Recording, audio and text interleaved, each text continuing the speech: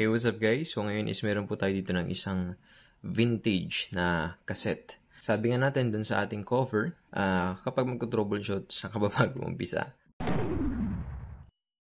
So actually, ang pinaka-basic advice ko dyan is alamin natin kung ano ba yung problema ng unit. I-plug natin yung ating unit and titingnan natin kung ano yung kanyang magiging reaction. So plug lang natin siya. Ayan, so kung nakita nyo po, nagkaroon siya ng power and then nakaset siya sa radio yung kanyang function, but unfortunately wala tayong napapakinggan na audio dito sa unit. So try natin i-switch yung mga selector band. Ayan, wala siyang function. Ang problema siguro ng unit na to, based sa ating observation, is wala siya ng audio. So try natin i-switch off. Switch on natin. Ayun. So, kung nakapapakinggan nyo, meron siyang pop sound. And I'm not sure kung nakapakinggan siya dito sa recording. So, lalapit ko yung ating camera doon sa ating unit. Ayun.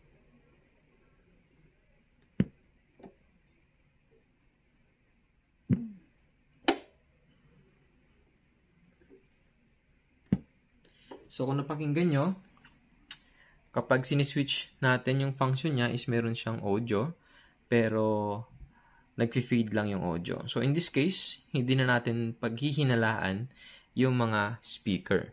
Kasi nga, meron siyang pop sound na napapakinggan. So, ang gagawin natin is i-check natin to na unit na to and titingnan natin yung circuit sa loob niya. Nabuksan na natin yung unit and grabe, ang ganda nung tuner niya. Ayan. So, vintage na vintage yung design. At saka ang kagandahan pa dito, yung mga components is hindi na luma. Ayan. So, mukhang bago pa rin tingnan yung mga components. Ayan. Maganda pa yung unit. Titingnan natin sa likod niya. Ayan. Meron na dito ng jumper. Ayan. So, bali na repair na to dati. At ang ginawa nung nag-repair ay okay. Ang ginawa nung unang nag-repair ay pinag-isa niya yung output ng speaker. Ito. Ayan. Naka-jumper na lang doon. And kung titingnan natin, ito yung kanyang audio IC. Kaso, bakit walang heatsink? Ayan. Wala man lang heatsink yung kanyang audio IC. Hindi siya makakapag-dissipate ng maayos. Okay, so ngayon naman, since walang audio itong ating unit, ang gagawin natin is i-check natin kung okay ba itong audio IC na to. So, yun muna yung i-check natin hanggang sa papasok tayo doon sa pinaka-unit. Okay? Since ang supply niya is 9 volts, ayan, merong rated supply dito, nakabaliktad lang. Ayan, 9 volts yung kanyang supply. So, susupply na lang natin siya ng ating power supply. So, isi-set natin siya sa 9 volts. Ayan, set natin siya sa 9 volts. Ayan, set natin siya sa 9 volts. At susupply natin tong unit na to. And check natin itong audio IC.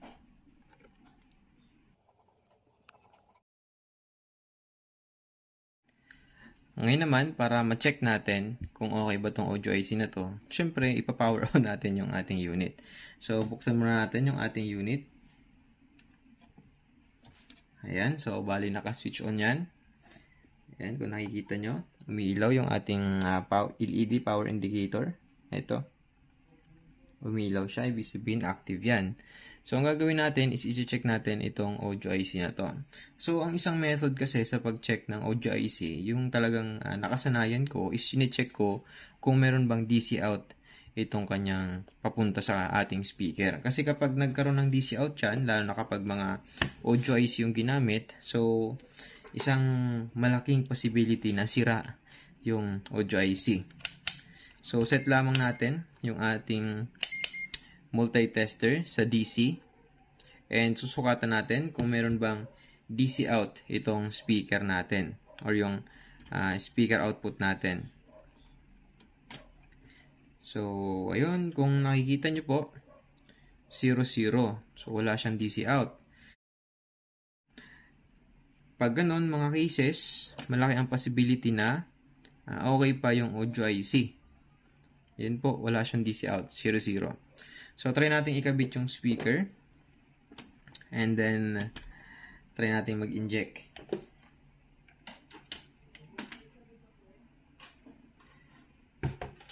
Yan, so kakabit natin yung speaker niyang isa. And try natin kapain yung sa pinaka-input kapag magkaroon ba ng humming sound. So, kakabit lang natin yung kanyang speaker. Ayan, so nakabit na natin yung kanyang speaker. And then, ang gagawin natin, dun sa pinaka-input ng ating amplifier sa may capacitor, kakapain natin siya. Ayun. I'm not sure kung napapakinggan nyo, pero meron siyang maliit na humming sound kapag kinakapa natin yung input.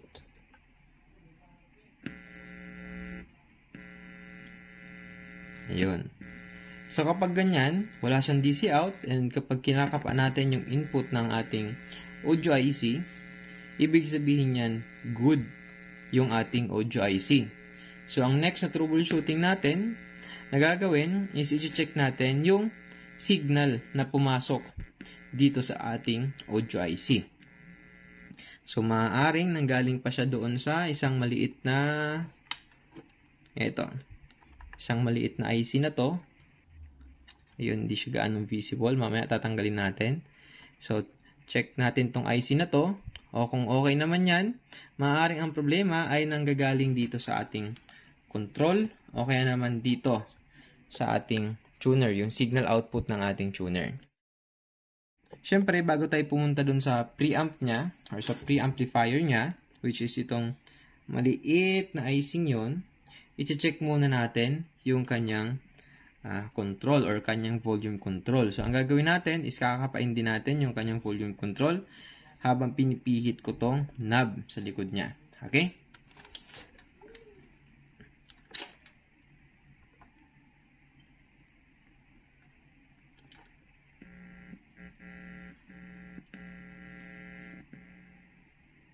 So, kung nakapakinggan nyo, habang pinipihit ko yung knob, hinihinaan ko at nilalakasan ko yung kanyang volume, yung humming sound is humihina at lumalakas din. So, kapag ganyan, isang indikasyon yan na good itong ating volume control. So, ito kasing ginagawa ko. Ayan. So, habang pinipihit ko tong knob,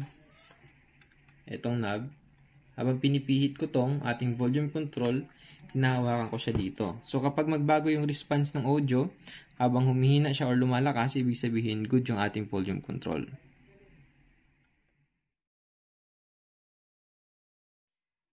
So, ngayon, ito na. Ayan. So, tinanggal ko rin yung plate na nakadikit dito. Ayan. So, tinanggal ko siya nang sa ganun is maipakita ko sa inyo ng maayos. So, sa troubleshooting natin, ang ginawa natin, chinek natin yung ating power amplifier section. Ayan. So, ayusin lang natin yung ating camera. Ayan. So, sana nakikita nyo ng maayos. Ayan. Ito na. So, balik tayo sa ating discussion.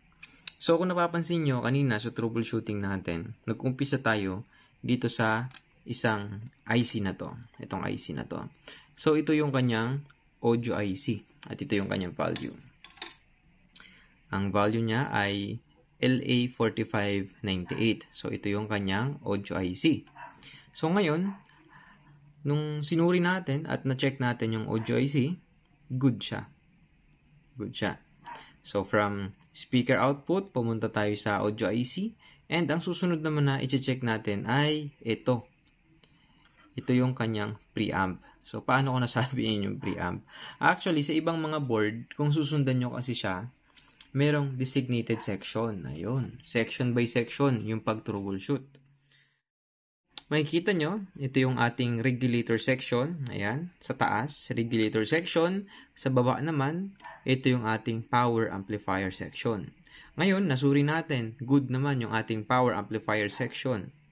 So, wag mo nang kalikutin yung area dyan kasi good yung ating power amplifier section. Ang susunod naman na ating i-check ay yung tinatawag na preamp. Okay, so yung preamp, ito yung section bago pumasok dito sa ating power amplifier. Okay, so as a piece of advice, kung hindi kayo pamilyar o kung nahihirapan kayo sa pag-troubleshoot, syempre ang isa sa pinaka-basic guide dyan is yung datasheets mismo ng components. So, halimbawa, itong audio icing to. Balikan natin itong power amplifier natin. Napakarami niyang pin. Ayun, napakarami niyang terminal. Ayan, so hindi lang siya kita sa camera. So, kung sisilipin natin, napakarami niyang terminal. Dito lang sa kabila. Ayan. So, napakarami niyang terminal. So, ito. Or pins. 1, 2, 3, 4, 5, 6, 7, 8, 9, 10, 11, 12, 13, 14. Ayun. So, malamang sa malamang, tatanungin nyo ako sa comment section kung paano ko nalaman o kung alin ba dyan yung input ng ating audio amplifier section. Okay. So, ang isa sa pinaka-advice ko, sabi ko nga sa inyo kanina, is gumamit ng datasheets. Kasi sa datasheets, doon natin makikita yung specification mismo ng IC. So, for example, ito. Kung titingnan natin yung datasheets ng IC na yan, which is LA4598, ayan, makikita natin dito sa ating pin 6 at saka pin 10, yun yung ating input. Ibig sabihin, doon pumapasok yung signal galing dito sa ating preamp. Okay? So, samantalang yung pin 12 at saka pin 3, yun naman yung papunta na dito sa ating speaker. So, ngayon, kung magsi-signal tracing tayo, babalikan natin yung input nitong ating pinaka-power amplifier. Kasi good yung ating pinaka-power amplifier. So, walang signal na pumapasok sa ating power amplifier. Maaaring ang problema ay nagmula dito sa ating preamp o kaya naman is doon sa ating tuner or yung signal na nanggagaling doon sa ating tuner. Okay. So, balikan natin itong ating power amplifier. Sabi dito sa datasheets, yung input ng terminal ng audio IC na to is pin 6. So, saan natin nahanapin dito yung pin 6? So, pansinin nyo itong ating audio IC, meron siya ditong pin 1. Ayan. Ang counting niyan paatras doon. Ito yung 1, 2, 3, 4, 5, 6. Okay. So, ibig sabihin, ito yung ating pin 6. Ito yung input natin sa isang channel. And then, yung pin 10 naman, which is ito, merong markang 10, yun naman yung sa kabilang channel. Ngayon, kung magkakandak tayo ng signal tracing, susundan natin yung traces ng input nitong audio IC na to. Okay? So, balikan natin itong pin 6. Ito yun. 1, 2, 3, 4, 5, 6. Ito, pin 6. Kung susundan natin yung copper traces niya, ayun, dito dumiretso sa isang solder na to, tumaas naman siya doon. Papunta dito. Okay? So, kung susundan natin siya, pataas siya, galing siya doon, papunta na siya dito sa ating volume control. Okay, volume control. Ibig sabihin, yung signal galing preamp, dumaan muna sa volume control, pagkatapos ng volume control, dumiretso na dito sa ating power amplifier. Kasi ito yun, no? Sana is masusundan nyo siya ng maayos. So, check natin tong isang channel na to. Pin 6 yung input niya. Okay, 5, 6. Tumaas siya dito. Ayan. Ito po. Pin 6. Ito. Pin 6 to. Pin 6. Tumaas. Okay, sundan natin yung traces. Tumaas ulit. Dito sa isang solder na to. Tumaas siya doon. Susundan natin yung traces na to. Ito yan. Tumaas siya. Papunta na dito sa ating pinaka volume control. Okay. So, kanina, chinek din natin yung ating volume control. Good din. Gumagana siya. So, check din natin itong preamp. Once na okay yung preamp, i-check natin yung signal na pumapasok dito sa ating preamp. So, kung sisingnan natin yung ating preamp, ito, mukhang marami din siya ng pin, di ba? So, 1 hanggang 18. Ayun, 18 yung kanyang pin. Ngayon, kung nahihirapan ka o kung hindi ka pamilyar, pwede mong i-search yung datasheets ng IC na yan. Which is, ang value niya ay, ayun. So, I'm not sure kung nakikita sa camera. So, ang value niya is BA3420AL. Ayan, BA3420AL. So, isi-search natin yung kanyang datasheets. Nang sa ganun is para mayroon tayo ng guide sa pag-troubleshoot at para matrace din natin kung saan ba nanggagaling or saan papunta yung signal. Okay?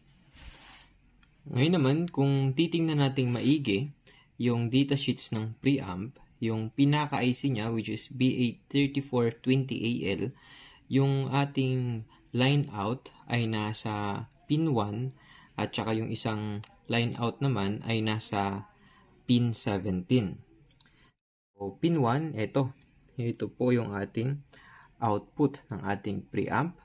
At sa 17 naman ay ito, kasi 18 to eh. So, ito at saka itong pin na to, ibig sabihin, yan yung output ng ating preamp. Ngayon naman, paano natin ma-check kung defective ba o good ba yung ating preamp? Okay. So, ang isang paraan dyan is i-bypass natin yung ating preamp.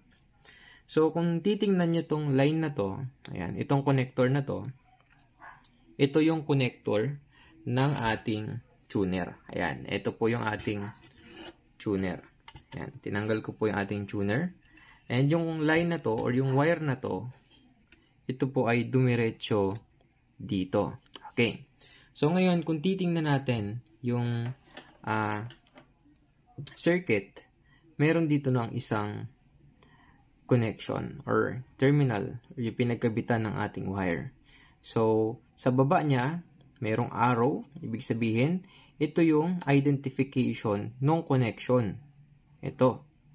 So, ngayon, kung titingnan yung maigi, yung connector, yung mga markings niya dito, meron tayong mono, stereo, B+, LR, ground, ST plus B, at saka band. Ayan. So, para ma-bypass natin and ma-check kung meron bang output yung ating tuner, susundan natin tong L tsaka R. So, yung L tsaka R, yan yung output ng ating tuner. So, alin yun dito? So, para gawin yun, bilangin lang natin to. 1, 2, 3. So, ibig sabihin, yung 4 at saka 5, yun yung output ng ating tuner. Okay? So, 1, 2, 3, 4, itong pin na to, at saka ito. So, itong dalawang to, ito yung output ng ating tuner. So, kung susundan natin yan, bale, dumiretso siya dito. Ayan, dumiretso siya dito. Pataas doon, papunta na dito. Okay, so, I think it's isa itong capacitor. Samantalang, ito naman na to. Okay, ito yung isang output. Tumawid siya dito sa resistor, and then capacitor. So, itong capacitor na to, itong dalawang to, ito yung tinatawag natin na coupling capacitor. Ito. So, check natin kung capacitor ba. I'm sure capacitor yan. Check natin kung capacitor yan. Okay. Ito. Itong dalawang to. Ito. So, ito yung tinatawag na coupling capacitor. So, yung coupling capacitor, kumbaga sa kalsada, ito yung mga traffic enforcer. So, ang ginagawa nito, binablock niya yung mga DC signal. At ang pinapadaloy lang niya is yung AC signal. Okay? So, ang gagawin natin, para ma-bypass yun, yung signal na nanggagaling sa ating tuner, hindi na natin ipapadaan dito sa ating preamp. So, ang gagawin natin, syempre, i-isolate natin itong ating preamp. So, ang purpose nito is para ma-determine kung functional ba yung ating preamp. So, once na magkaroon ng audio, ibig sabihin yan, ang defective section ay nasa preamp. So, ang gagawin natin, babypass natin yan. So, tatanggalin natin itong dalawang capacitor kanina, yung coupling capacitor, which is ito. Ayan. So, di kasi masundan ng maayos. Itong line na to, itong capacitor na to, tatanggalin natin yan. At saka itong capacitor na to, tatanggalin din natin yan. Okay?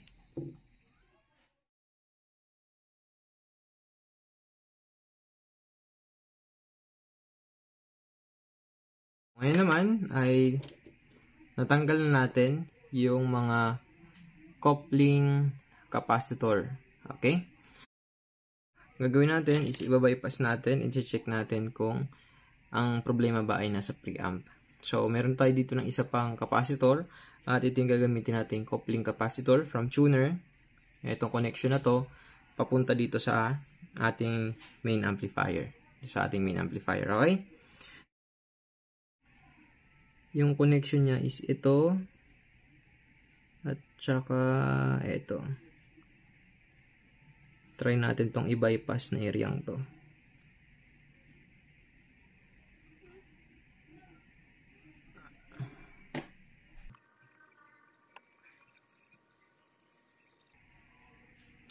Ayan, so nag-bypass tayo ng capacitor. At testing natin kung magkaroon siya ng audio.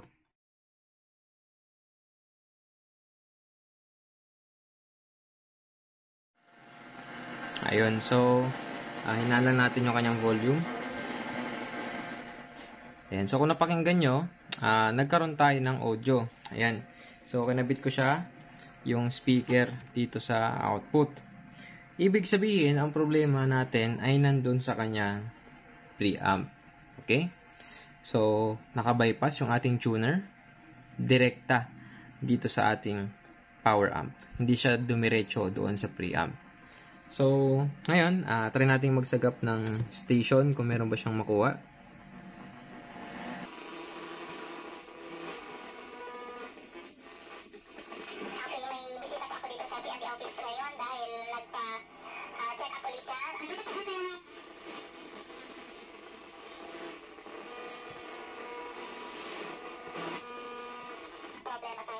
Ayun, so kung napakinggan nyo, nagkaroon tayo ng audio nung naka-bypass yung ating preamp. So, ibig sabihin, yung problema ay nandoon mismo sa ating preamp.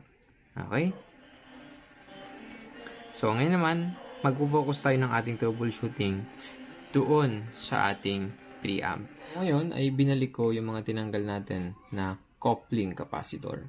Dahil nga, alam na natin ang problema, which is andito sa ating preamp section, dito na tayo mag-focus sa pag-troubleshoot sa ating preamp section. Hindi porket mayroong IC dito sa ating preamp section, ay agad na nating papalitan itong IC to. So, marami kasi akong nakikita sa comment section na kapag sa isang area is mayroong problema, papalitan agad nila ng isang component. Which is, I think, hindi advisable. Maliban na lang kung nag-conduct ka ng voltage checking and kung nakita mong defective na talaga or mayroon ng sira or at least shorted yung lane nung sinupply ng IC. Okay? So, ang gagawin muna natin is magkakandak tayo ng visual inspection. Okay? Magkakandak tayo ng visual inspection dito sa ating preamp section. So, titingnan natin yung mga components dito sa preamp section. At the same time, is titingnan din natin yung traces at saka yung mga solder dito sa ating preamp section. So, umpisa natin dito sa mga components. Okay. Kung makikita nyo, okay naman yung mga components. Wala naman ng damage or any burn marks. Titingnan ulit natin dito sa likod.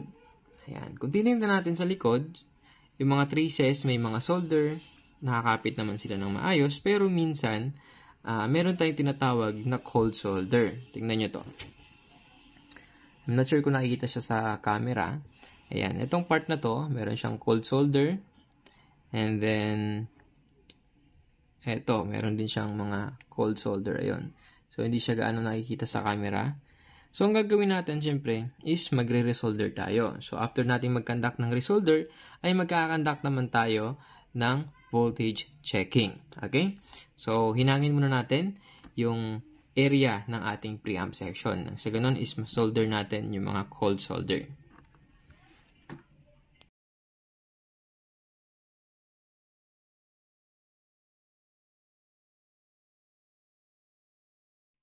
Okay, ngayon naman is tapos na natin i-resolder yung ating preamp section. So, ang gagawin natin ngayon is magkakandak tayo ng voltage measurement dito sa ating preamp section. Alamin natin kung meron bang supply na pumapasok doon sa IC sa ating preamp.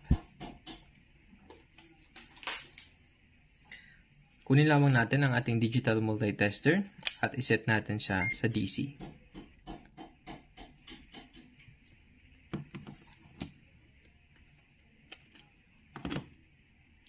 Ayan, so ang gagawin natin, ayon sa kanyang datasheets, yung kanyang VCC pin ay nasa pin 3. So, ikakabit lamang natin yung ating negative probe dito sa ating negative supply or sa ating negative na traces, which is ito. Or pwede din naman doon. Ayan, so walang kaso yun. Isa lang din naman yan. Okay, and then, syempre, bago yun, ikakabit muna natin yung ating supply dito sa ating circuit. Ayan, so kung nakikita nyo, buhay na yung ating circuit, umiilaw yung ating LED indicator. So, ngayon is susukatan natin yung supply ng IC na yan, kung meron ba. So, kabit lamang natin yung ating ground dito, or negative test probe dito, sa lane na to. And then, yung positive natin is kakabit natin sa pin 3, kasi yun yung nasa kanyang datasheets. So, 1, 2, 3. So, itong lane na to. Ayun, so meron tayong around 8.7 yung kanyang supply voltage, which is I think okay din naman kasi siguro merong voltage drop na nangyari. Sa ating supply, meron tayong 9.1, samantalang pagdating dito sa supply sa ating preamp IC ay nasa 8.7. So, ngayon is try nating i-testing kung operational ba yung ating circuit o kung meron bang nangyari doon sa ating pag-resolder. So, kung nakikita nyo rin dito sa output ng ating speaker, tinanggal ko na yung jumper kasi nga okay naman yung ating power amplifier section. So, kakabit lamang natin itong ating speaker.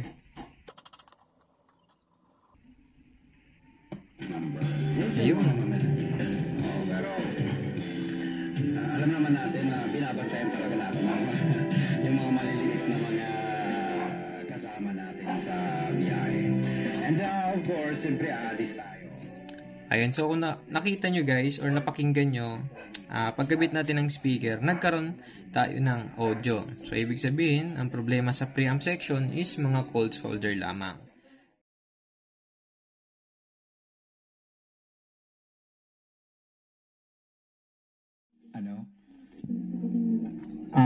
Use floating. Okay guys, so kung nakikita nyo, gumagana na yung ating cassette player, yung radio cassette player natin. So, sana po ay meron kayong natutunan sa ating napakasimpleng video. Pwede po kayo mag-iwan ng comment or suggestion dyan sa ating comment section below. Huwag nyo rin pong kakalimutang i-hit ang like and subscribe. Bahit na rin po ako ng notification bell nang sa ganun ay maging updated po kayo sa ating mga future upload. Muli, ako po si Andrew Electronics na nagsasabing, stay humble and be creative. Maraming salamat. Sir Jose Locsin Jr.